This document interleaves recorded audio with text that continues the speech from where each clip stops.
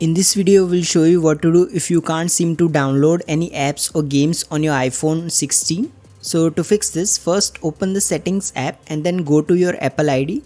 If you haven't finished setting up your Apple ID, you should see a prompt here. Make sure to tap on the prompt and then finish setting up your Apple ID. Alternatively, you can also sign out from your Apple ID account and then sign back in. If this doesn't work, you need to enable this airplane mode toggle.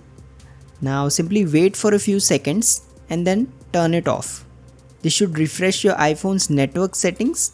If you still experience problems, scroll down and then tap on screen time. Now here tap on content and privacy restrictions. In this menu, make sure this toggle is turned off. If it is enabled, you might experience problems. Now go back to the main settings page and then tap on general. In this menu, you will need to scroll down and then tap on this date and time setting. Now make sure it is set to set automatically. If you still experience problems, you can try restarting your iPhone. Simply long press on this power icon in the control center and then turn off your iPhone and then turn it back on. If nothing else works, your last option is to go to the general settings menu again.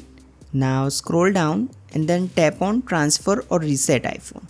In this menu, you will need to tap on reset and then select reset network settings. Now simply follow the on-screen prompts to finish the process. After that, you should be able to download apps and games on your iPhone 16, 16 Pro or 16 Pro Max. If you find this video useful, please don't forget to like and subscribe to Glitch Guru.